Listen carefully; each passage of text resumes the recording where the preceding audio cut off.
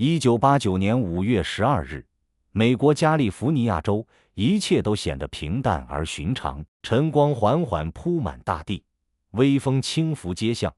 坐落于圣加布里埃尔山脚下的圣贝纳迪诺小镇，从沉睡中慢慢苏醒。这座安静的郊区小城，夹在空旷的莫哈维沙漠与繁华的洛杉矶之间，气候温和，环境安逸。长久以来都是当地人安居乐业的理想家园。小镇东北端的穆斯考伊新区是一片新兴居民区，这里没有高楼林立的压抑，错落分布的低矮平房，搭配淳朴和睦的邻里关系，让整片街区充满烟火气息。生活在这里的人们，日出而作，日落而息，日子安稳又平淡，从未想过灭顶之灾会毫无预兆地降临在自己身边。这片土地唯一的瑕疵是一条横穿城镇边缘的铁路干线，6米高的防洪堤坝之上，铁轨绵延向群山深处，日夜有货运列车穿梭往来，常年不断的车轮轰鸣与地面轻微震动，早已成为居民生活的一部分。所有人习以为常，渐渐忽略了这条钢铁轨道之下潜藏的致命危险。对于住在铁轨附近的居民而言，铁路的隐患一直隐约存在。当地居民露丝·格林一家当年购置房产时就格外谨慎。房产经纪人曾推荐过一套紧邻铁轨的房屋，屋后就是呼啸而过的列车，噪音与震动近在咫尺。露丝的丈夫实地考察后，当即拒绝了这套房子，果断选择了街对面的住所，只为远离铁路，守住一份安稳的生活。达夫大街2326号是年轻人克里斯多福的居所，这是他母亲留下的老房子，安静僻静。灾难发生的那个清晨，他正因前一晚与女友的争吵而心绪烦闷，独自待在房间里，满心低落。没有人知道，短短几个小时之后，这片平静的街区将会被彻底撕碎，坠入地狱。1989年之前的圣贝纳迪诺，岁月静好，与世无争，邻里之间互帮互助，街巷整洁祥和，所有人都以为这样安稳的日子会一直持续下去。可命运的转折往往藏在不起眼的细节之中。一场始于调度场的工作疏漏，一列被错误数据包裹的货运列车即将在群山之巅失控，拉开这座小镇连环灾难的序幕。时间回到1989年5月11日夜晚，夜色笼罩莫哈维火车调度场，这里是南太平洋货运列车的核心枢纽，无数货运列车在此休整、调配、补给，等待次日发车远行。7551号东方货运列车即将开启一趟常规运输任务，弗兰克·霍兰作为这趟列车的主任机械师，肩负着全车操控与安全行驶的重任。3年前，弗兰克正式晋升为主任机械师，拥有数十年铁路行驶经验，熟悉各类山区线路操作规范。他的工作职责清晰且严苛，调节机车动力，控制行驶车速，遵守路段限速，应对复杂路况，每一项操作都关乎整列火车的安全。当晚，他抵达调度场，首要工作就是核对本次行程的全部资料，确认货物信息、载重数据、行驶路线与制动配置。调度场工作人员布莱尔是拥有17年工龄的老员工，常年负责货物清点、单据登记与行程备案，经手过成千上万趟货运列车，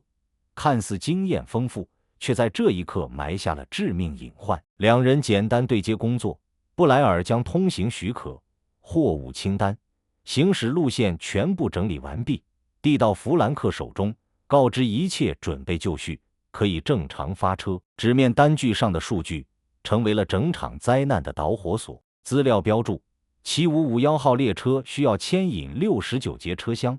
单节车厢载重54.43吨，整车货物总重量高达3500多吨。货物统一为天然碱，一种用于化肥加工的无毒化工原料，性质稳定，无易燃易爆风险。所有人都默认这份数据真实有效，却没人知晓，这份单据从源头开始就是错误的。货物委托公司为填写车厢实际载重，刻意留白重量一栏。而负责登记的布莱尔，为了简化工作流程，仅凭多年经验主观估算载重，随意填写了数据，真实情况远比纸面记录恐怖。每节车厢实际满载重量达到90吨，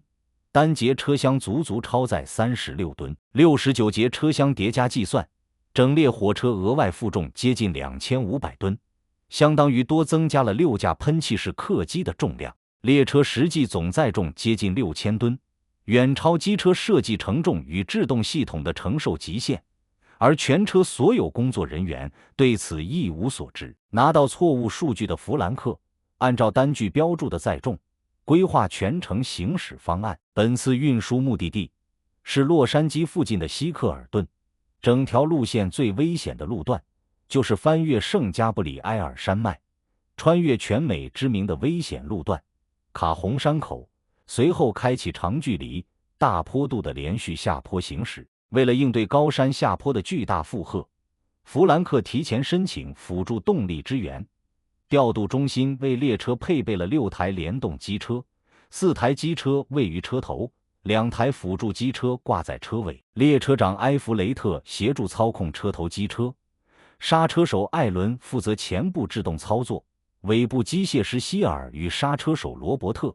把控后置机组运行。全车工作人员皆是铁路行业资深从业者，常年往返山区线路，经验充足。但致命的隔阂在此刻悄然形成，前后机组缺乏沟通，后置工作人员从未询问载货重量，所有人盲目信任书面单据，默认设备状态完好，数据准确无误。发车前夕，尾部机械师希尔完成机车连接检测，通过无线电向车头汇报设备连接正常，请求发车。弗兰克确认全员就位，下达发车指令。1989年5月12日清晨，7551号货运列车缓缓驶出调度场，69节车厢首尾相连，如同一条庞大的钢铁长龙，向着巍峨的圣加布里埃尔山缓缓行进。列车平稳行驶1个半小时后，逐步攀升至海拔1300米的卡洪山口，这里是整段路程的最高点，也是危险的分界线。卡洪山口地势险要，最高海拔达到4190英尺，山势陡峭，弯道密集，全程分布56处连续转弯，下坡惯性极强，是全美铁路公认最难通行的高危路段。为了保障行车安全，山口下坡路段有着严格规定，列车时速必须控制在48公里以内，全程谨慎慢行，杜绝超速行驶。常年跑这条线路的铁路工人都将卡洪山口视作行车最大考验，下行途中必须全程紧绷神经，容不得半点操作失误。抵达山口顶端后，漫长的下坡旅程正式开启。车头朝下，数千吨重的车厢顺着山势自然俯冲，巨大的惯性不断加持车身动力。弗兰克第一时间启动动力制动器，依靠机车反向阻力牵制车速，同时拉下全车气动闸，通过气压加压压制每一节车厢的车轮，双重制动同步开启，以此稳定车速。行驶初期，车速短暂回落，刹车手实时播报车速数据，一切看似井然有序。但随着坡度不断加大，超重车身的劣势彻底暴露，制动系统的压制力渐渐无法抵消下坡带来的强大惯性，车速开始不受控制的持续飙升。察觉到异常的弗兰克通过无线电联系尾部机械师希尔，核实后置制动状态，辅助机车动力制动器是否正常工作。希尔十分肯定地给出答复，设备一切正常。可他刻意隐瞒了关键隐患，尾部2台辅助机车，一台完全丧失刹车功率，另一台制动系统故障频发，根本无法正常减速。希尔误以为调度部门早已将机车故障同步告知车头机械师，无需自己额外报备。正是这份想当然的疏忽，切断了最后一次规避灾难的机会。很快，列车时速突破64公里，达到弯道安全行驶的临界红线。弗兰克察觉到危机，不断加大气动闸压力，全力制动减速。但长时间高强度刹车让制动组件温度急剧飙升，高温直接融化气动闸刹车片，整套气压制动系统彻底报废，完全失去减速作用。此刻的列车仅剩动力制动器最后一道防线，失控速度越来越快，时速一路飙升至72公里，车身在弯道中剧烈晃动，脱轨风险迫在眉睫。尾部的希尔最先看清局势，双重制动全部失效，列车已然失控。慌乱之下，他来不及沟通排查，本能地拉下全车紧急制动闸，这是铁路行驶中的终极避险操作。但谁也没有想到，这一次紧急制动成为了压垮一切的致命一击。紧急制动闸触发的瞬间，会强制屏蔽机车动力制动系统，原本仅剩的减速手段被强行切断，彻底失去束缚的列车瞬间如同脱缰的野马，速度爆发式增长，车速仪表盘一路顶格，最终突破160公里每小时，最高时速达到177公里，而前方连续弯道的限速仅有60公里。巨大的速度差，陡峭的坡道，超重的车身，三重危险叠加，灾难已然无法逆转。驾驶室内，所有人陷入极致的恐慌。列车长埃弗雷特疯狂呼叫调度中心，连续发送紧急求救信号，告知列车失控，无法减速，直冲居民区。断断续续的求救讯息传到调度室，可后方工作人员只能被动接收信息，无法远程操控列车，更无法提前预警山下居民。孤立无援的机组人员只能眼睁睁看着钢铁巨兽冲向山脚下的小镇。弗兰克看着飞速飙升的车速，内心充满绝望。混乱之中，他甚至悲观地认为，这场事故过后，自己的职业生涯将会彻底终结。而此刻的圣贝纳迪诺小镇依旧沉浸在清晨的宁静之中。露丝送走3个上学的孩子，和小女儿留在家里收拾厨房。克里斯多福独自在房间准备洗漱休整。街道行人稀少，一切都平静得不像话。突如其来的剧烈震动打破了所有安稳，地面剧烈摇晃，房屋墙体震颤，门窗发出刺耳的异响，家具器皿不断碰撞。居民们还未反应过来发生了什么，巨大的轰鸣声席卷整片街区。7551号货运列车高速冲出轨道，庞大的车厢接连倾覆、翻滚、碰撞，数千吨钢铁与天然碱货物狠狠砸向达夫大街居民区。低矮的平房瞬间被碾压粉碎，墙体坍塌，屋顶塌陷，成片的民居在巨大的冲击力下化为瓦砾。短短数十秒，祥和的居民区沦为人间炼狱。漫天烟尘遮蔽天空，扭曲变形的车厢残骸散落遍地，断裂的钢筋，破碎的建材，撕裂的机车外壳，勾勒出触目惊心的灾难景象。这场惨烈的列车脱轨事故直接造成4人遇难，多人重伤，7栋住宅被彻底摧毁。列车长埃弗雷特、刹车手莱斯当场身亡，永远留在了失控的车厢之中。主任机械师弗兰克身受重创，肋骨断裂，肺部刺穿，凭借侥幸从变形的机车中爬出。尾部机械师希尔因位置靠后得以幸存。最令人震撼的奇迹发生在废墟之下，克里斯多福的住所被列车完全碾压，建筑结构彻底粉碎，从外观来看，没有任何存活的可能。他被深埋在层层残骸之下，失联长达12个小时。年轻消防员乔治接手搜救工作，在一片死寂的废墟中，一点点清理厚重的瓦砾与金属碎片。经过1个半小时的艰难挖掘，废墟缝隙中传来微弱的呼救声。交错堆叠的列车残骸与建筑构件形成了一处密闭的防护空间，硬生生护住了克里斯多福，让他在重压与撞击之下奇迹生还。列车脱轨事故发生后，消防、救援、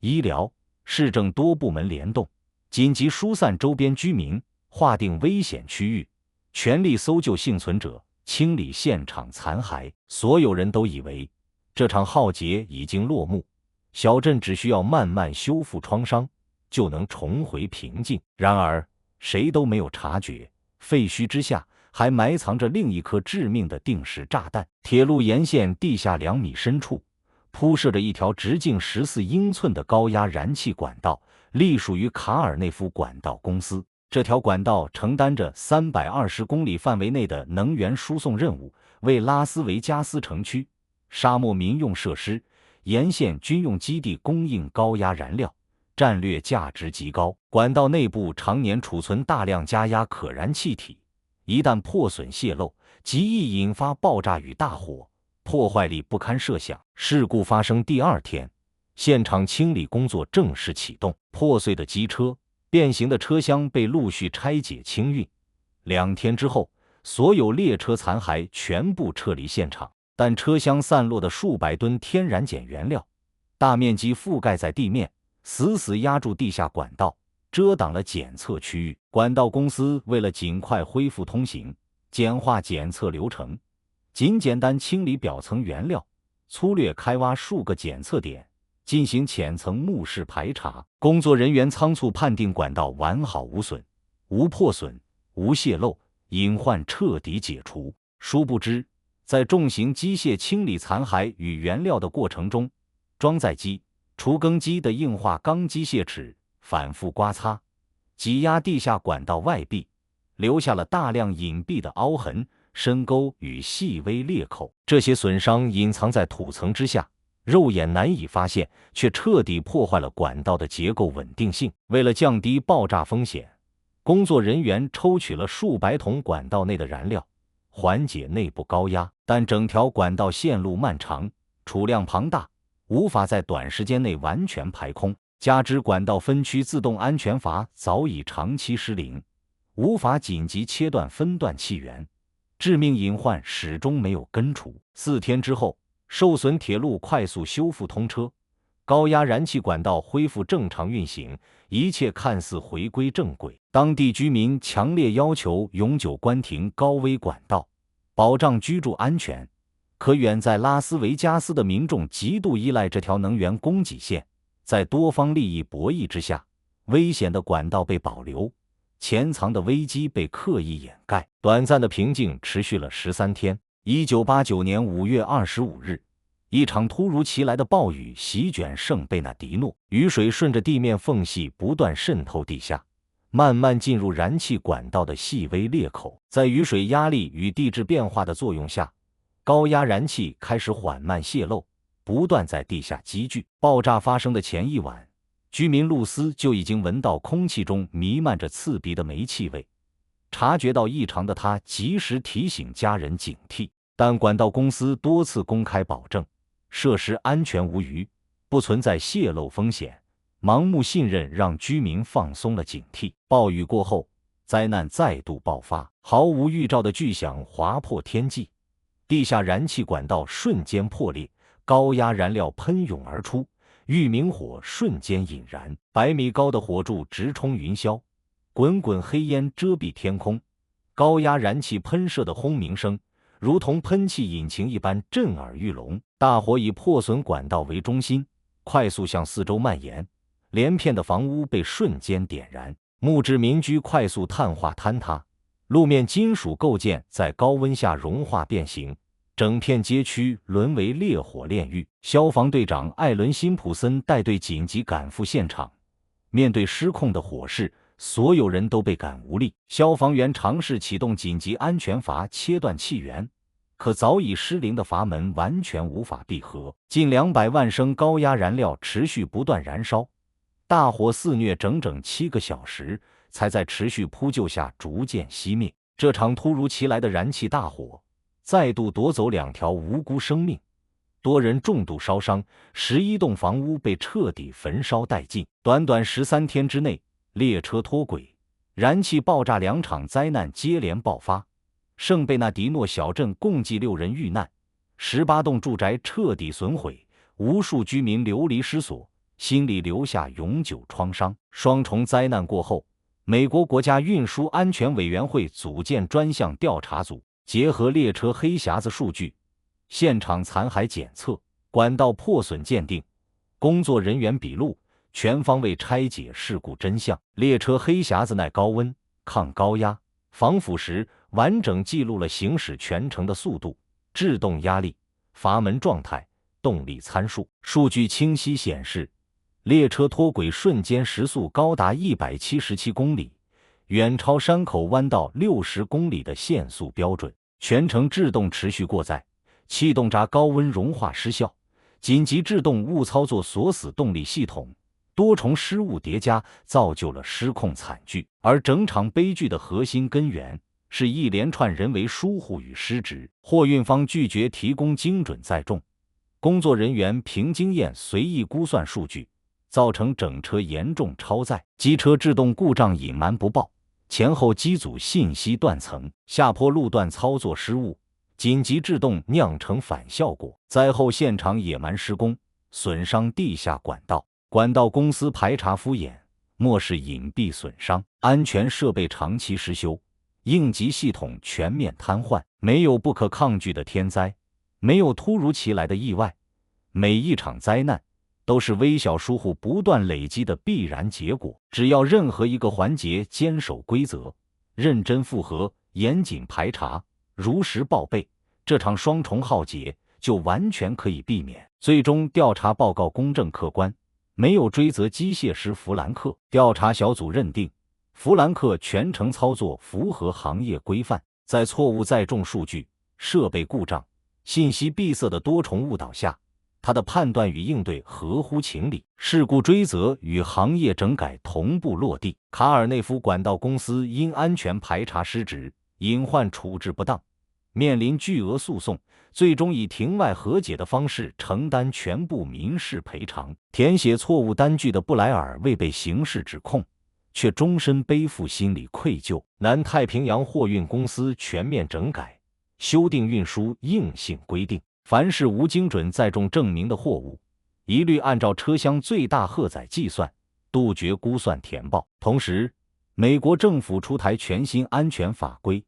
严格划定铁路沿线安全隔离区，禁止在高危山区铁路周边建设居民区，从规划层面规避同类风险。而历经重创的南太平洋货运公司，